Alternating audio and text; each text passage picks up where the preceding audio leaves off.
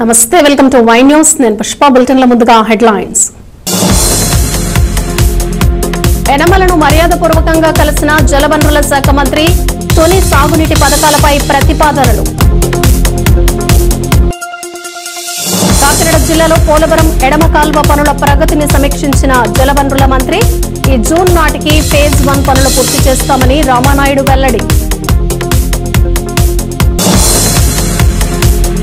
సత్యదేవుని కళ్యాణానికి రత్నగిరి ముస్తాబు ఏర్పాట్లను సమీక్షించిన ఈవో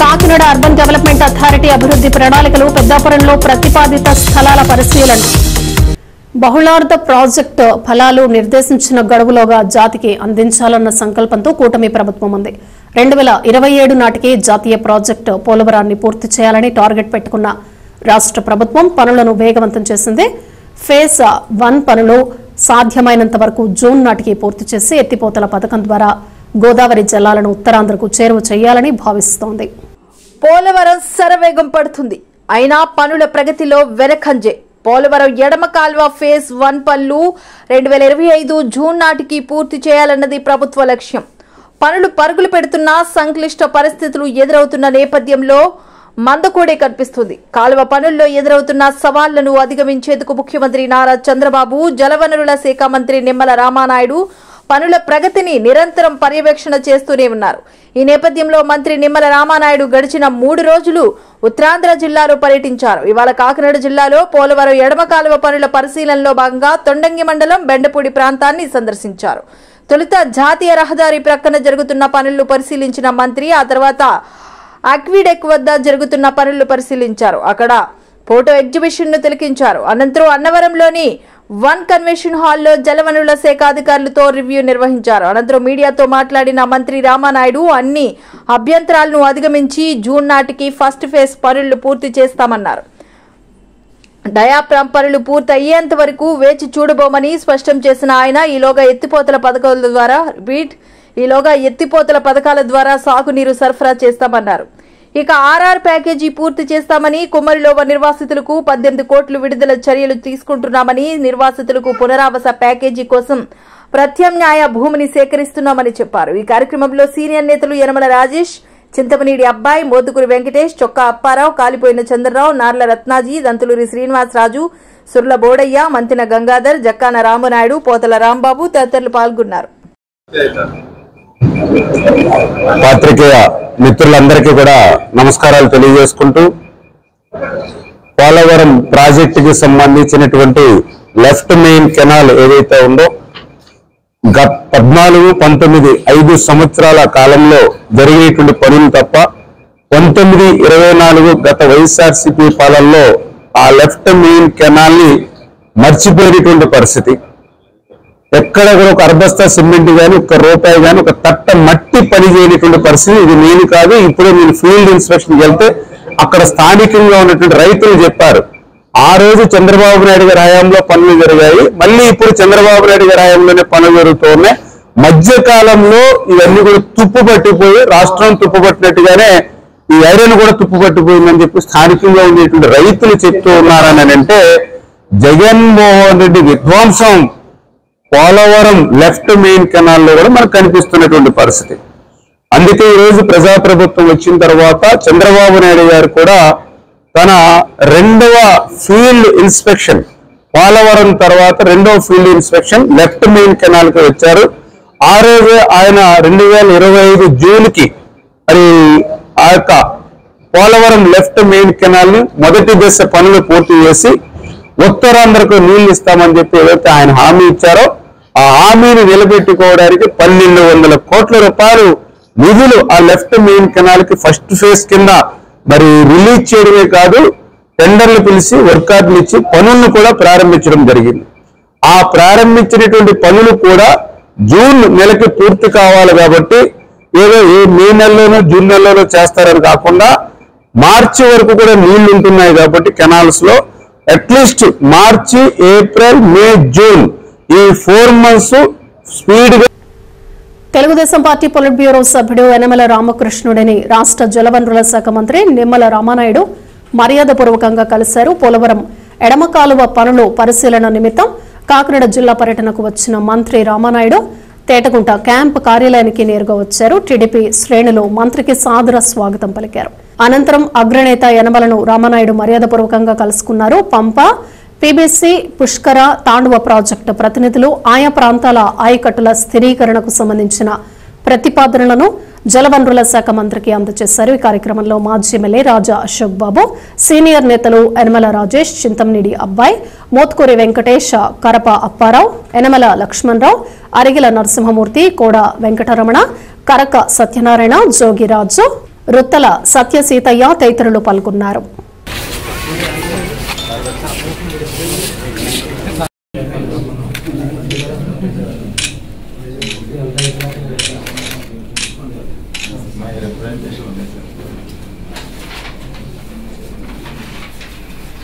అది 53 ఎకరాలు అనకాపల్లి జిల్లా 33,000 ఎకరాలు తీసుకోవడం డీసీ మెంబర్ అండి. నాకు అబ్జర్వర్గా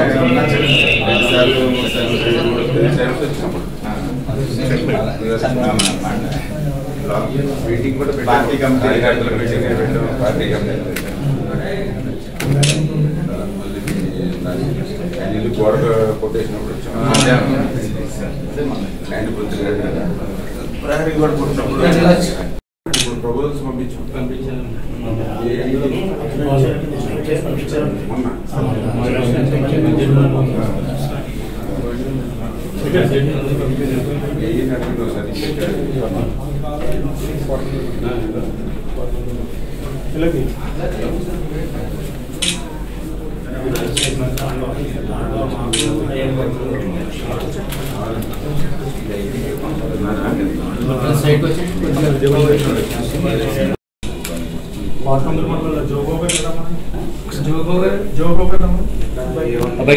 సరే సరిపోదు.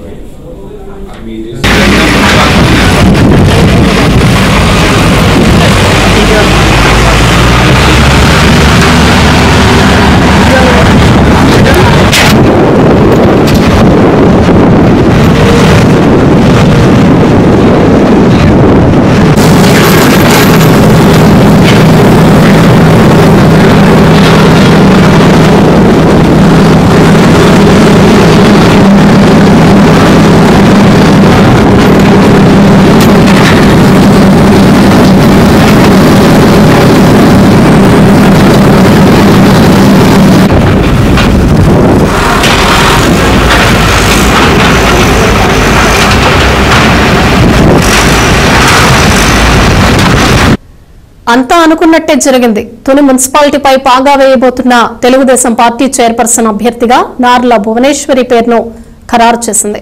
ఇవాళ తేటగుంట క్యాంపు కార్యాలయంలో పొలిట్ బ్యూరో సభ్యుడు యనమల రామకృష్ణుడు ఏర్పాటు చేసిన కౌన్సిలర్ల సమావేశంలో నార్ల భువనేశ్వరి పేరు ఖరారైంది. తుని మున్సిపాలిటీపై తెలుగుదేశం పాగాకు ముహూర్తం ఫిక్స్ అయింది. చైర్మన్, వైస్ చైర్మన్ ఎన్నికకు షెడ్యూల్ ఖరారైంది. ఈ నెల 28న ఈ రెండు పదవులకు ఎన్నిక లాంఛన ప్రాయమే. 30 మంది సభ్యులు గల తుని మున్సిపాలిటీలో తెలుగుదేశం సంఖ్యాబలం 17. దీంతో చైర్మన్, వైస్ చైర్మన్లు ఎన్నిక ఏకగ్రీవం అయ్యే అవకాశాలు మెండుగా కనిపిస్తున్నాయి. ఈ నేపథ్యంలో చైర్మన్, వైస్ చైర్మన్ల అభ్యర్థుల ఎంపికపై మున్సిపల్ కౌన్సిలర్లు, టీడీపీ పొలిట్ బ్యూరో సభ్యుడు యనమల రామకృష్ణుడు, మాజీ ఎమ్మెల్యే రాజా అశోక్ బాబుతో ఇవాళ తేటగుంట క్యాంపు కార్యాలయంలో సమావేశమయ్యారు. చైర్మన్ గా నార్ల భువనేశ్వరి, వైస్ చైర్మన్ గా అచంట మహేష్ పేర్లపై కౌన్సిలర్లు సుముఖత వ్యక్తం చేశారు. ఈ మేరకు యనమలకు కౌన్సిలర్లు ఏకాభిప్రాయం తెలియజేశారు. పట్టణ నేతలకు దిశానిర్దేశం చేసిన యనమల రామకృష్ణుడు అందరూ సమిష్టి నిర్ణయంతో జైబేరి మోగించాలన్నారు. ఇన్ఛార్జ్ చైర్మన్ కుచ్చర్లపాటి రూపాదేవి, మాజీ చైర్మన్ లినిగంటి సత్యనారాయణ, కుసుమంచి శోభారాణి సత్యనారాయణ, సీనియర్ నేతలు యనమల రాజేష్, చింతమనేడి అబ్బాయి, మోతుకూరి వెంకటేష్, నార్ల రత్నాజీ, దంతులూరి శ్రీనివాసరాజు కౌన్సిలర్లు పాల్గొన్నారు.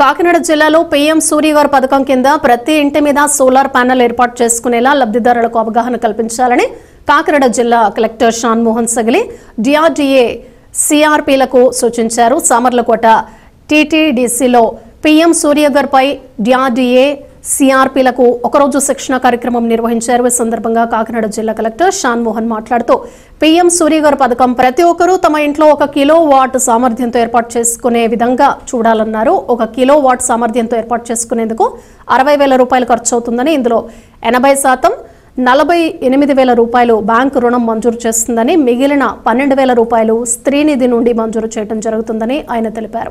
సమావేశంలో AP EPDCL superintendent engineer G Prasad, DRDA PD Srinivasarao, విద్యుత్ శాఖ పెద్దాపురం ఈఈ, సిఆర్పీలు, స్వయం సహాయక సంఘాల సభ్యులు తదితరులు పాల్గొన్నారు.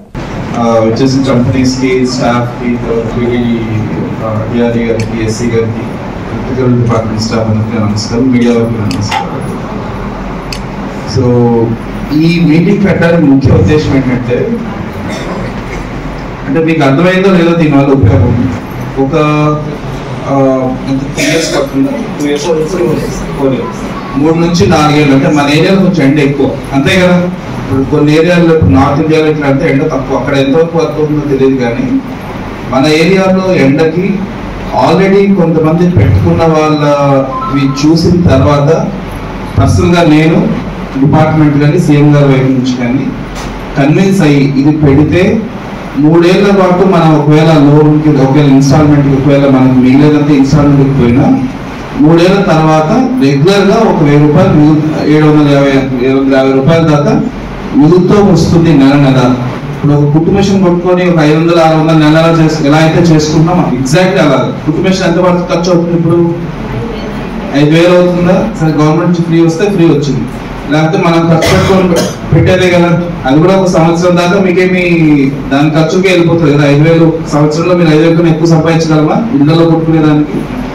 సో అలాగే అనుకోండి, ఇది కూడా ఒక విధంగా డబ్బులు సంపాదించడానికి, అంటే ఏదో ఒక కుటుంబానికి సహాయం చేయడానికి ఒక మార్గం అనుకుంది. 1 కిలోవాట్ అయినా పెట్టుకోవచ్చు, 2 కిలోవాట్ అయినా పెట్టుకోవచ్చు. కానీ మన జిల్లాలో నాకు అర్థమైనంత వరకు 1 కిలోవాట్ కొంచెం గట్టిగా ప్రమోట్ చేస్తే ఫాస్ట్గా ఇంప్లిమెంట్ చేయడానికి కుదురుతుంది అనేది ఉద్దేశం. అది మీ ద్వారా ఎందుకు చేయాల్సి వస్తుంది అంటే, అంటే డిస్ట్రిక్ట్లో ప్రయత్నం చేస్తున్నాము, బట్ మీ ద్వారా చేయడం వల్ల త్వరగా ఆ కుటుంబాలకు అర్థమవుతుంది.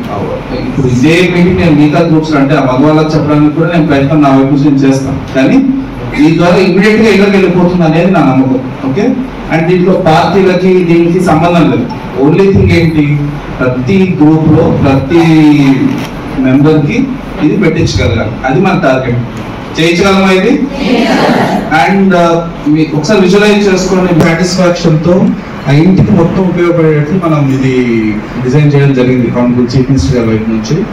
అండ్ బీసీలకి ఓసీలకు సంబంధించి మన వైపు నుంచి ఇంకొక ప్రయత్నం కూడా చేస్తున్నాం. బట్ అది ఒకవేళ కన్క్లూడ్ అవుతే నేను మళ్ళీ ఒకసారి మీటింగ్ పెట్టి నేను చెప్తాను దాని గురించి.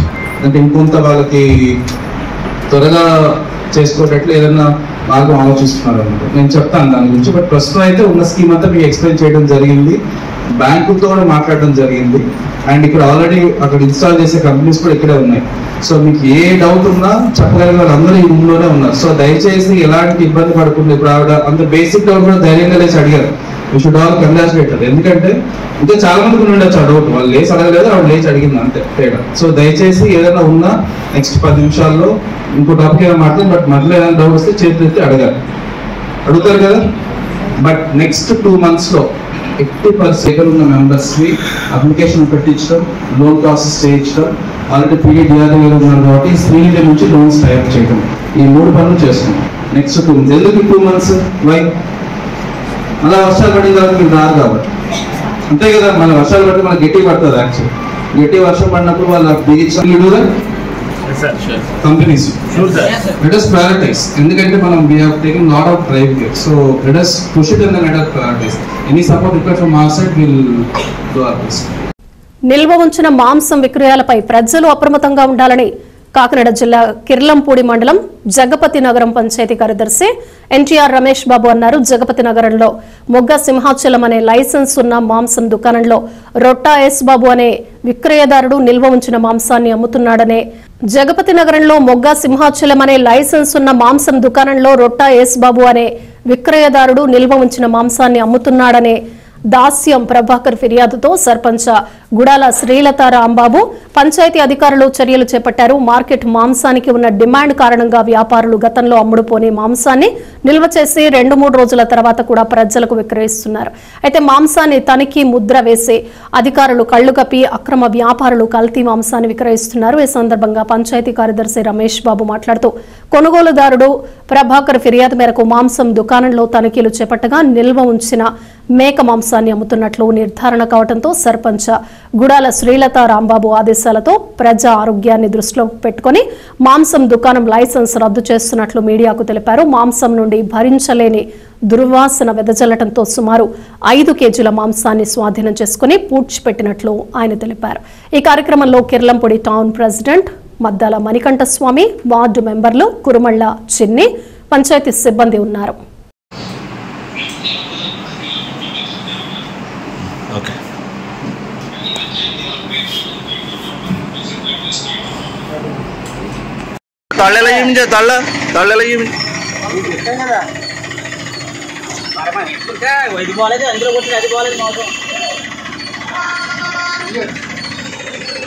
ఎక్కడ అది ఎక్కడ ఉండిపోయింది అది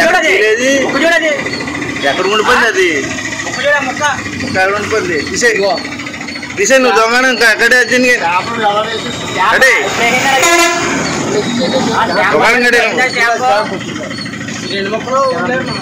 తీసే బయట ఏముండవు అందులో పరిచి నీకు బాగా అలవాటైపోయింది. బాగా నీ లోపు గడేస్తుంటే పట్టించుకోరా మీరు జనాలు చచ్చిపోయానే అలాగా జనాలు చచ్చిపోరా పట్టించుకోరా నాకు అర్థమవుతుంది. మీరు అసలు ఆ మోసం పెట్టుకుంటే పట్టించుకోరే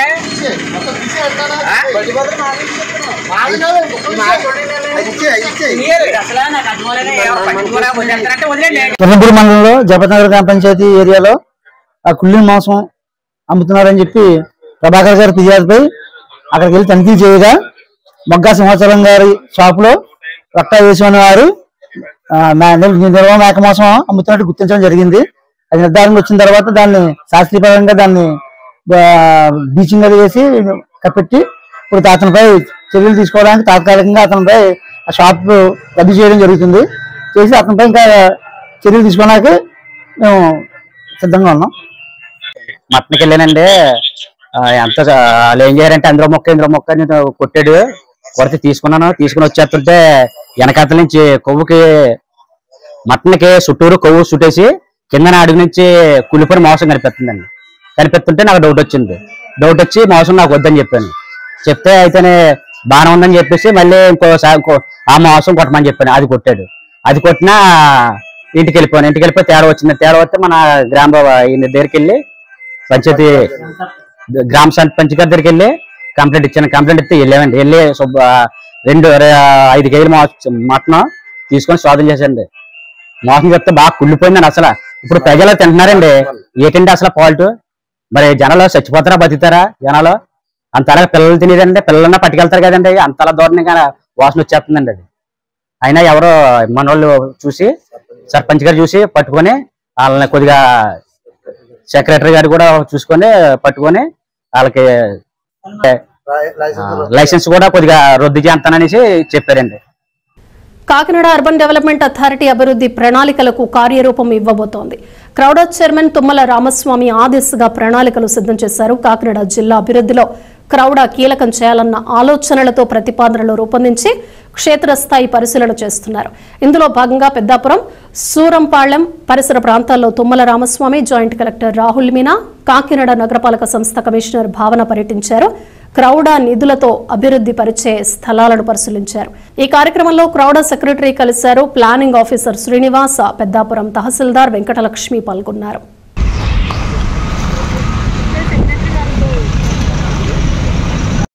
Actually, 4,800 ads.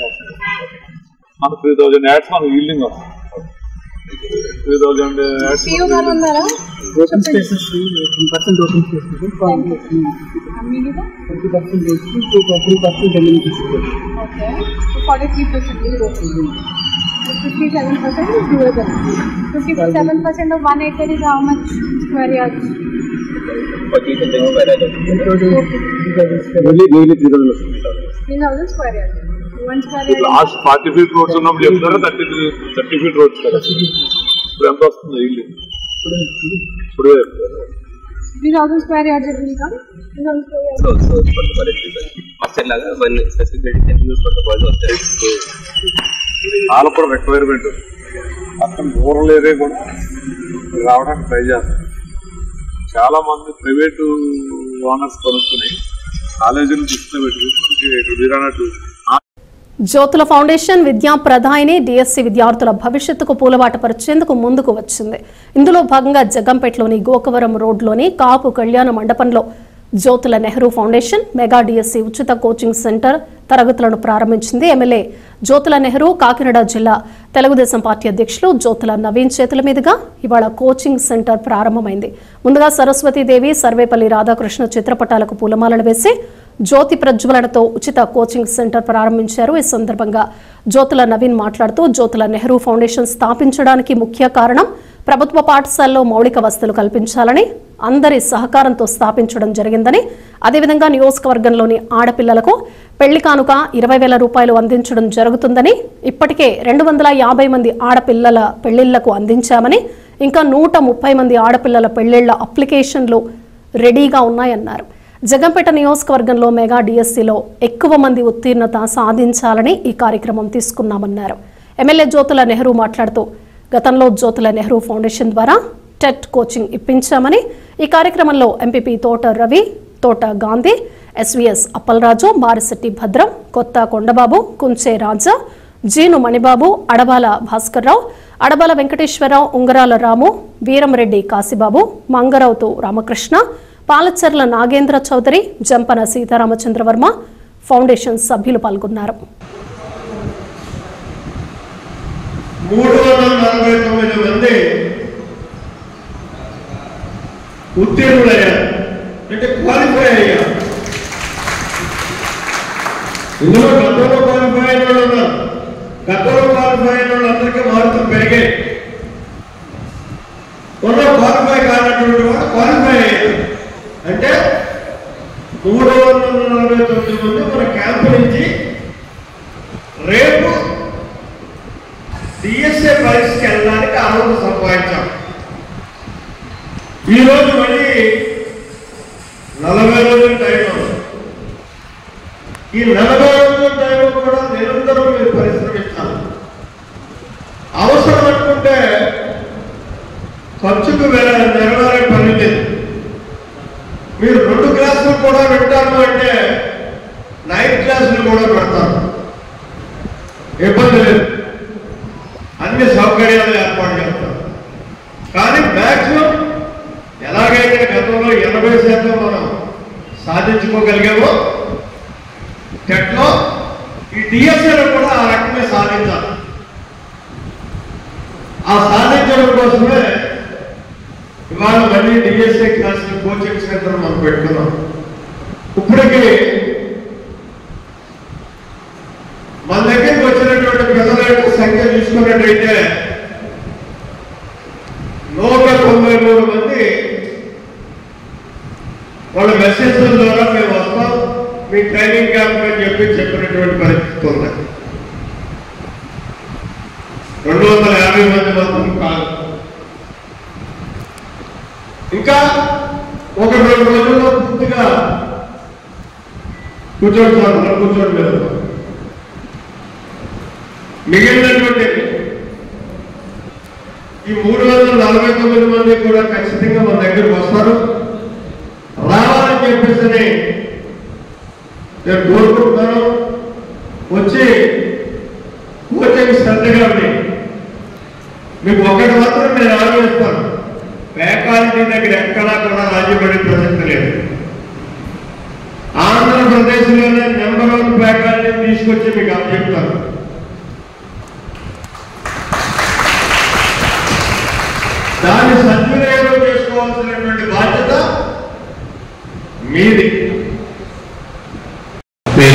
నమస్కారం తెలియజేస్తున్నాను సోదరులారా. అలాగే ఇక్కడికి వచ్చి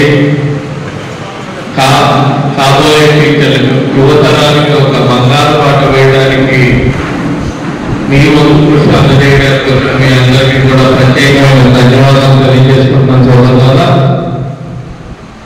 ఇక్కడ మనమందరం కూడా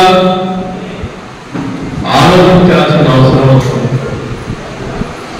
ఈ జ్యోతుల నెహ్రూ ఫౌండేషన్ ద్వారా నేను ఏ కార్యక్రమం తీసుకున్నా ఒకే ఒక ధైర్యం, నా వెనక కొన్నంత అండ నా తండ్రి ఉన్నాడు, నేను ఏం చెప్తే చేసే మా నాయకులు కార్యకర్తలు ఉన్నారనే ధైర్యంతో ప్రతి కార్యక్రమాన్ని కూడా తీసుకుని సక్సెస్ చేయడం జరుగుతుంది. ఈ జ్యోతుల నెహ్రూ ఫౌండేషన్ అన్నది ముందుగా ఎందుకు ఏర్పాటు చేయడం జరిగింది అంటే,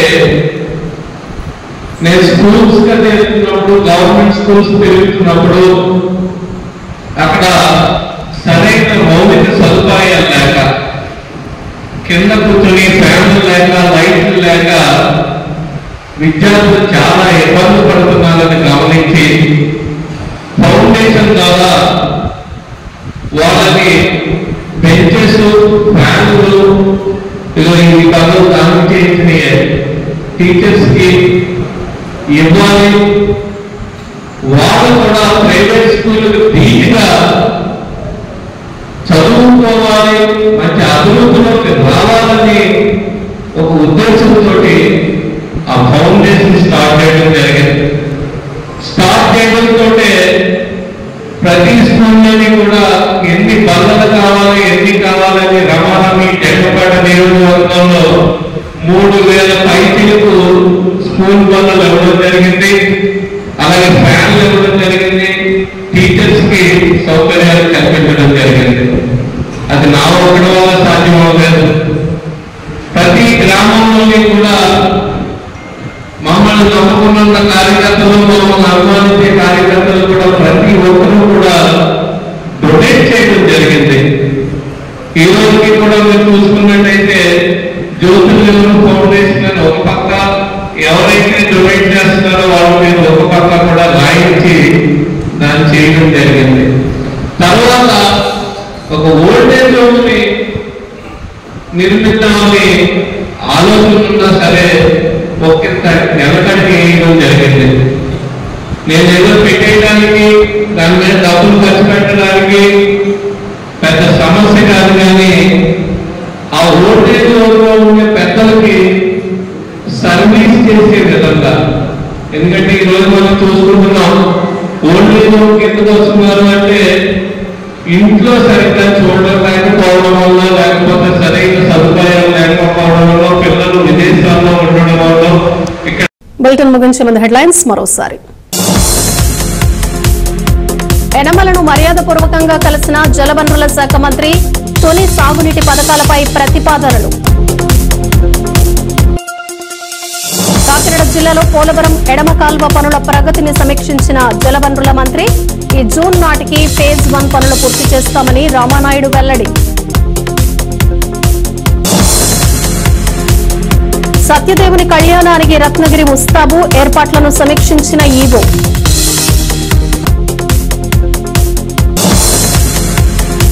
కాకినాడ అర్బన్ డెవలప్మెంట్ అథారిటీ అభివృద్ధి ప్రణాళికలు పెద్దాపురంలో ప్రతిపాదిత స్థలాల పరిశీలన. ఇవి బులెటిన్ విశేషాలు. Keep watching Y news.